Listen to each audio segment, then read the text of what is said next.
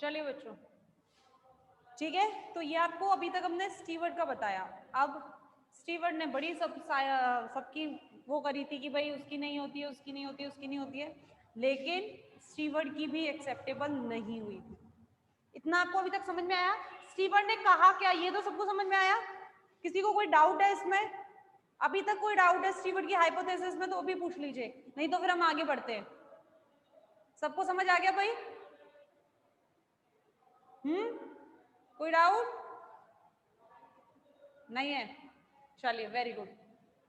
अब स्टीवर्ड ने कह तो दिया है कि ये होता है, लेकिन स्टीवर्ड की भी एक्सेप्टेबल नहीं थी। क्या क्या पॉइंट थे उनके क्रिटिसिज्म के कि उनकी एक्सेप्टेबल नहीं थी? पहली बात, स्टार्च और शुगर का जो इंटर कन्वर्जन स्टीवर्ड बता रहे हैं कि स्टार्च और शुगर इंटर कन्वर्ट होते हैं, तो ये इतना जल्दी नहीं होता है कि बहुत रैपिडली स्टोमेटा का ओपन और क्लोज ये कर सके, ठीक है ना? इतनी जल्दी ये चेंज नहीं होते स्टार्च और शुगर एक दूसरे में कि ये रैपिडली एक दूसरे को स्टोमेटा के ओपन और क्लोज में पार्टिसिपेट कर सके, पहली चीज।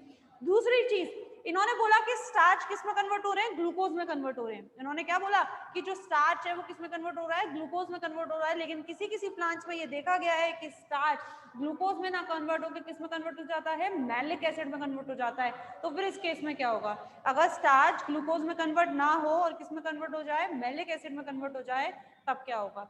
तीसरी चीज, दोपहर के टाइम पे जब बहुत ज्यादा ट्रांसपिरेशन होने लगता है तो उस केस में स्टार्च जो होते हैं वो क्लोज हो जाते हैं, सॉरी स्टोमेटा जो है वो क्या हो जाते हैं? क्लोज हो जाते हैं। जबकि स्टार्च के सिंथेसिस पे या उसके रिजेक्शन पे या स्टार्च के डिग्रेडेशन पे कोई फर्क नहीं पड़ता है, केवल क्या हो जाते हैं? क्लोज हो जाते हैं। तो वो प्रोसेस क्या है, फिर क्यों हो जाते हैं?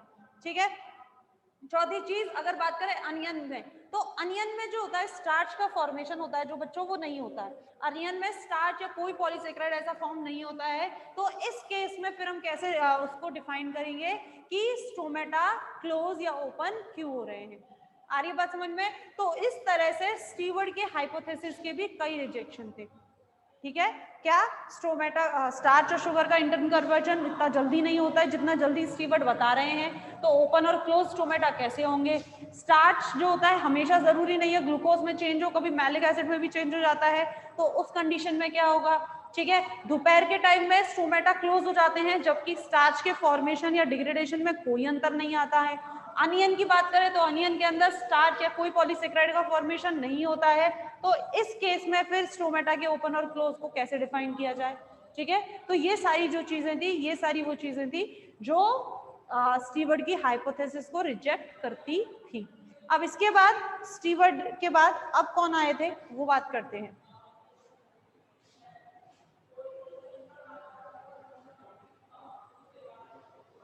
सबको इतना समझ में आया बच्चों? यहां तक किसी को डाउट नहीं? चलिए, अब आती है आप लोगों की एक्सेप्टेबल थ्योरी।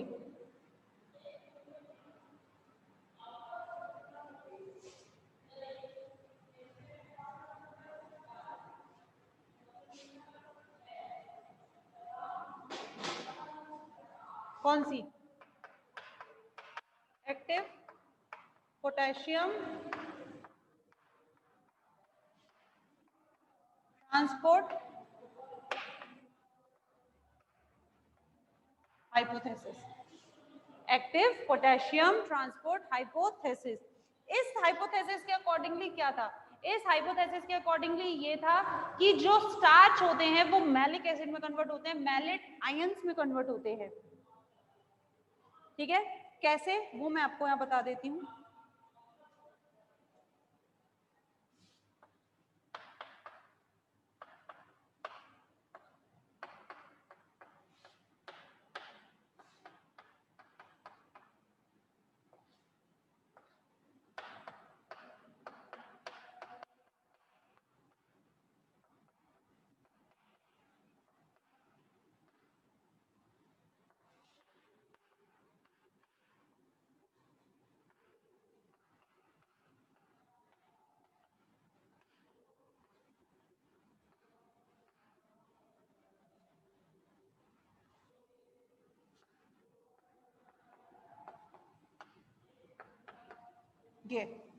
ये था प्रोसेस जो उन्होंने बताया था।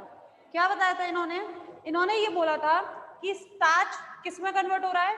आप सामने देखते जाइए बोर्ड पर, स्टार्च किस में कन्वर्ट हो रहा है, स्टार्च कन्वर्ट हो रहा है ग्लूकोज में, ग्लूकोज कन्वर्ट हो रहा है पेप में, पेप क्या है, फॉस्फोएनल पायरूवेट, फॉस्फोएनल पायरूवेट। मेरी शक्ल दिखना जरूरी नहीं है, बोर्ड पर दिखना जरूरी है, ठीक है ना। तो स्टार्च किस में कन्वर्ट हो रहा है, ग्लूकोज में, ग्लूकोज किस में कन्वर्ट हो रहा है, पीपी, पीपी क्या है, फॉस्फोएनल पायरूवेट। पीपी, पीपी आप लोगों ने पढ़ा है, आप लोग 12th में फोटोसिंथेसिस पढ़ के आए हैं। पीपी क्या होता है, फॉस्फोएनल पायरूवेट में कार्बोक्सिलेज, पीपी कार्बोक्सिलेज की मदद से CO2 को जोड़ा जा रहा है और क्या बन रहा है, oxaloacetic acid, OAA, oxaloacetic acid, and this oxaloacetic acid is converted into the malic acid। आपको ये पूरा याद रखने की जरूरत नहीं है या पूरा बताने की जरूरत नहीं है, आपको सिर्फ मैंने यहाँ इसलिए बनाया ताकि मैं आपको ये समझा सकूं कि स्टार्च किस में कन्वर्ट हो रहा है बच्चों, मैलिक एसिड में। Starch converts into the malic acid और ये मैलिक एसिड टूट जाता है किसमें, H ion and malate ion में। This malic acid is converted into the H ion and malate ion. आगे बात समझ में सबको यहाँ तक। अब होता क्या है, बेसिकली होता क्या है बच्चों कि ये जो H आयन है ना, ये H आयन यहाँ से मूव कर जाता है। ये बन कहाँ रहा है, ये बन रहा है आपके गार्ड सेल में, और यहाँ से ये H आयन क्या करेगा, मूव कर जाएगा कहाँ, बाहर। देखो होता क्या है, H आयन बन गया, कहाँ पे बना है, गार्ड सेल में।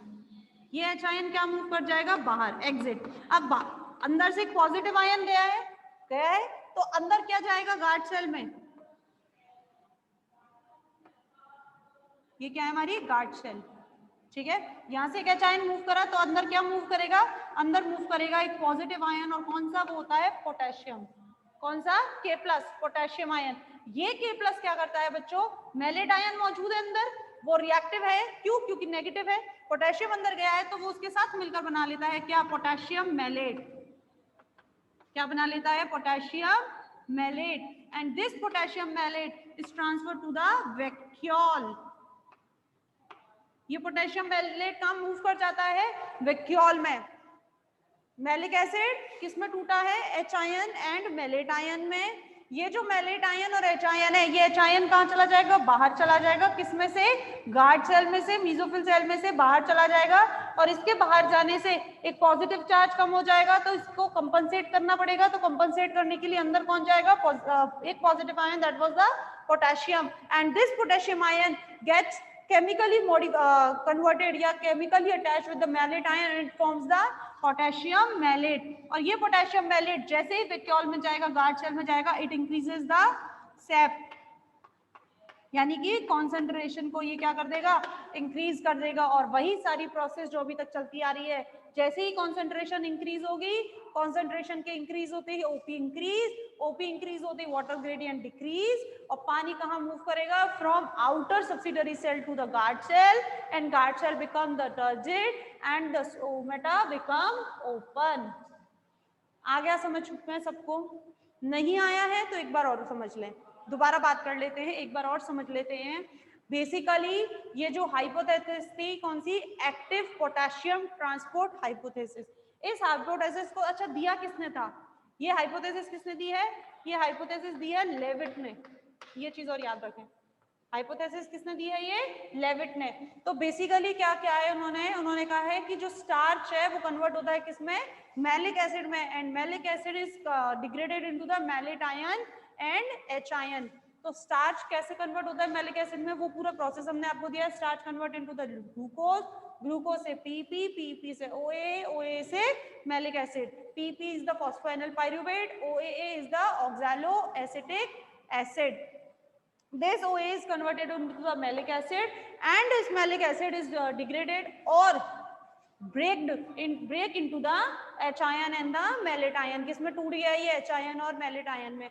ये जो H ion था ये क्या कर जाएगा, बाहर मूव कर जाएगा, और इसके बाहर मूव करने से, किसके, H ion के बाहर मूव करने से एक पॉजिटिव चार्ज कम हो जाएगा, तो उसको कंपनसेट करने के लिए एक पॉजिटिव चार्ज अंदर जाएगा, that was the potassium, and this potassium gets chemically combined with the malate and it forms the potassium malate। ये potassium malate कहाँ जाएगा, सेल सेप में, यानी कि वैक्यूल में।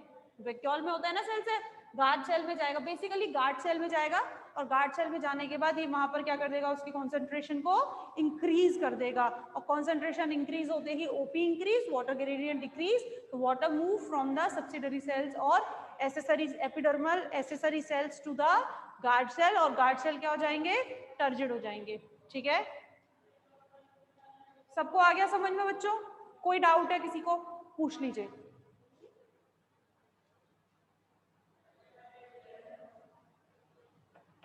कोई डाउट है किसी को तो पूछ लीजिए। नहीं है? चलिए, चलिए, तो ये समझ में आ गया सबको? क्लियर? अब क्या चीज बता रहे हैं हम, ये तो बात हुई कब की, दिन की। किसकी बात हुई? दिन की। क्यों? क्योंकि सारी प्रोसेस तो दिन में होगी। रात में क्या होता है बस इतना देख लीजिए, ये जो पूरा प्रोसेस है, ये जो पूरा प्रोसेस है किसकी वजह से हो रहा है? हाइड्रोजन पोटेशियम हो रहा है कि नहीं हो रहा है? इसी की वजह से हो रहा है, हाइड्रोजन पोटेशियम पंप की वजह से इनका ट्रांसफर हो रहा है, एच आयन बाहर जा रहा है, के पोटेशियम आयन अंदर जा रहा है। ठीक है, अब क्या होता है रात के समय में ड्यूरिंग नाइट, बहुत सिंपल सी प्रोसेस है, इतनी हाई फाई उसकी जैसी नहीं है। ड्यूरिंग नाइट में क्या होगा, CO2 का कॉन्सेंट्रेशन इंक्रीज होगा, CO2 का कॉन्सेंट्रेशन इंक्रीज होगा, CO2 के कॉन्सेंट्रेशन के इंक्रीज होने की वजह से ये कहाँ पे अटैच हो जाएगा, गार्ड सेल्स में। गार्ड सेल्स में इसके अटैच होने की वजह से जो एच आयन की आयन पंप है वो क्या हो जाएगा, बंद हो जाएगा बच्चों। क्या हो जाएगा, ये बंद हो जाएगा, स्टॉप। आगे बात समझ में? ये स्टॉप हो गया, एच आयन के आयन पंप क्या हो गया, स्टॉप हो गया। स्टॉप होने की वजह से ये पूरी प्रोसेस क्या हो गई, स्टॉप। यानी कि एच आयन के ion pump stop, that why H ion का जो ट्रांसफर हो रहा था वो भी नहीं होगा। एच आयन के आयन का अगर के आयन की एंट्री स्टॉप हो जाएगी तो पोटेशियम मैलेट फॉर्म नहीं होगा, पोटेशियम मैलेट फॉर्म नहीं होगा तो कंसंट्रेशन इंक्रीज नहीं होगी, कंसंट्रेशन इंक्रीज नहीं होगी तो ओपी क्या हो जाएगी, डिक्रीज हो जाएगी। Again water gradient increase and then the water move from opposite. अभी तक कहां से आ रहा था, सब्सिडरी सेल से गार्ड सेल में आ रहा था, अब अपोजिट जाएगा, यानी कि गार्ड सेल से कहां जाएगा, बाहर जाएगा सब्सिडरी सेल में। और गार्ड सेल कैसे हो जाएंगे, फ्लैसिड हो जाएंगे, स्टोमेटा क्या हो जाएगा, क्लोज हो जाएगा। आया समझ में सबको? किसी को कोई डाउट है तो पूछिए भाई फटाफट, नहीं तो हम आगे मूव करते हैं। चलिए, क्लियर है सबको? मैं ये मान के चलती हूँ क्लियर है। अगर आप लोग कोई मैसेज नहीं करते हैं तो मेरे को मैं मान के चलती हूँ क्लियर है, आपको सब समझ आ रहा है।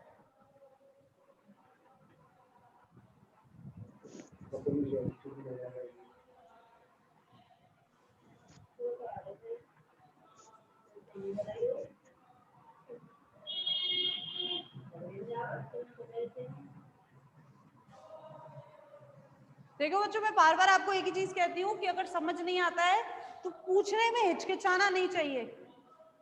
ठीक है, पूछने में कुछ भी हिचकिचाना नहीं चाहिए, बता देना चाहिए।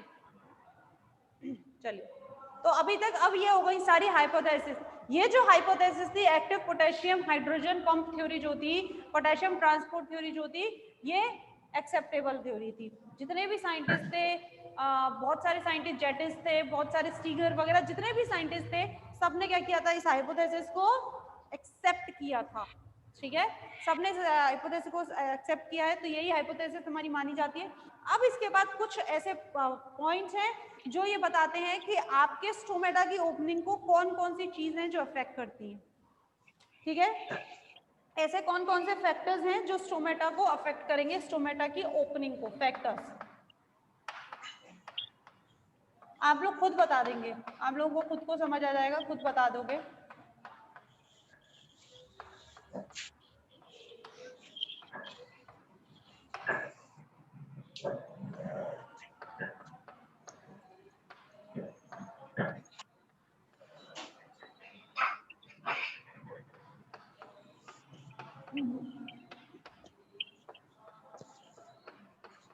चलिए, ठीक है, तो आप लोग खुद बता दोगे इसे, बताइए एक एक करके। एटमॉस्फेरिक ह्यूमिडिटी, एटमॉस्फेरिक ह्यूमिडिटी क्या है?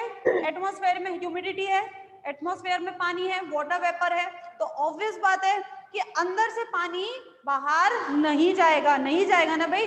अभी तक हमने जब ट्रांसपिरेशन पढ़ा था, जब मैंने ट्रांसपिरेशन बताया था आपको, एसेंट ऑफ सेप बताया था, तो तो उस टाइम पे मैंने आप लोगों को क्या बोला था, उस टाइम पे हमने ये बात करी थी कि जो वाटर वेपर है वो बाहर क्या होती है, कम होता है, बाहर ग्रेडियंट कम होता है, जिसकी वजह से अंदर से पानी कहाँ जाता है, बाहर जाता है। लेकिन अगर स्टोमेटा के चारों तरफ मौजूद एटमॉस्फेयर कैसा है, ह्यूमिड है, यानी कि उसके अंदर पानी क्या है, मौजूद है, तो वाटर वेपर बाहर नहीं जाएगा। तो ऐसे कंडीशन में स्टोमेटा क्या रहते हैं, क्लोज रहते हैं, या मैं ये कहूंगी कम ओपन होते हैं।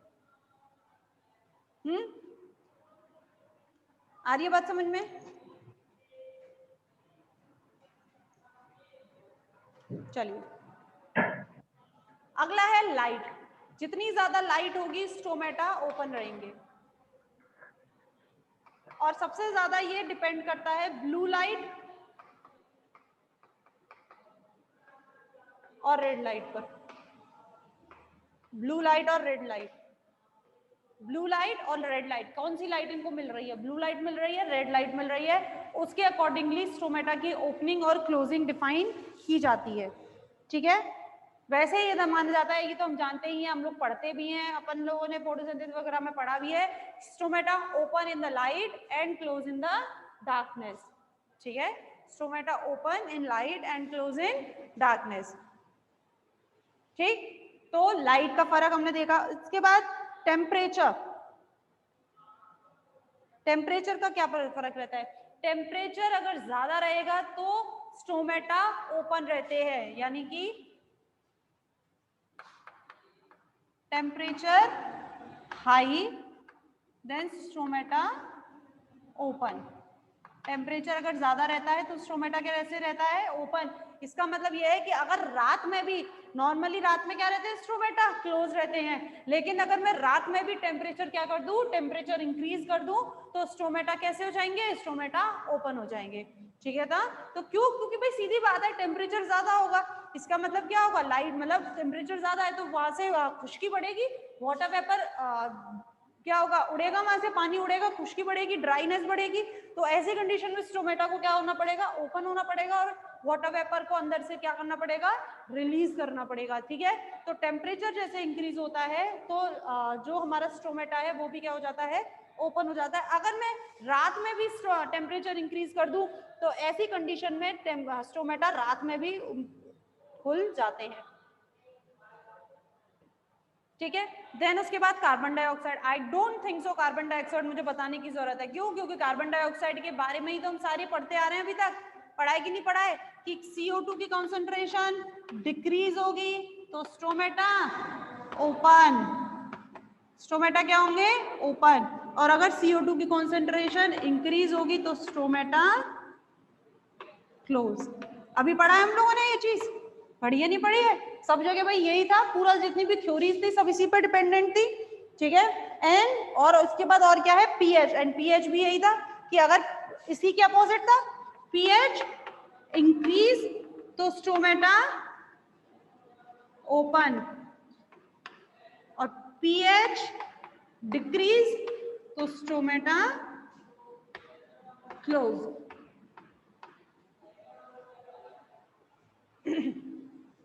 ठीक है भाई, यही सारी चीजें देखी हम लोगों ने अभी,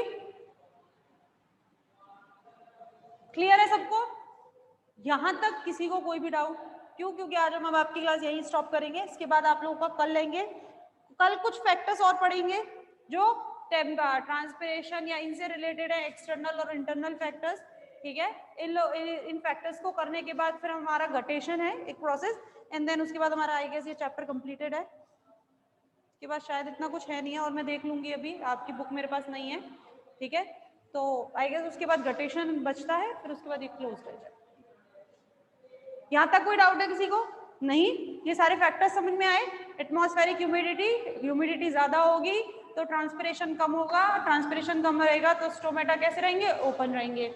लाइट, लाइट के प्रोसेस में अगर हमने देखा, स्टोमेटा लाइट में क्या रहते हैं, ओपन रहते हैं। अगर लाइट ज्यादा रहती है तो स्टोमेटा ओपन रहते हैं, और it depends on the blue light और द रेड लाइट। ठीक है, टेम्परेचर, टेम्परेचर में देखा, टेम्परेचर जितना ज्यादा होता है स्टोमेटा ओपन रहते हैं। अगर हम रात में भी टेम्परेचर बढ़ा दें तो रात में जो नॉर्मली स्टोमेटा क्लोज रहते हैं वो कैसा क्या हो जाएंगे, ओपन। CO2 की कॉन्सेंट्रेशन और पीएच, इन दोनों के बारे में तो हम अभी तक पढ़ते ही आए, पढ़ा है हम लोगों ने। ठीक है, तो अभी तक आपकी क्लास यही थी, बाकी का हम लोग देखेंगे कल। तो कल तक के लिए happy journey, happy stay home, stay safe, stay healthy, ठीक है, बाकी का कल। बाय।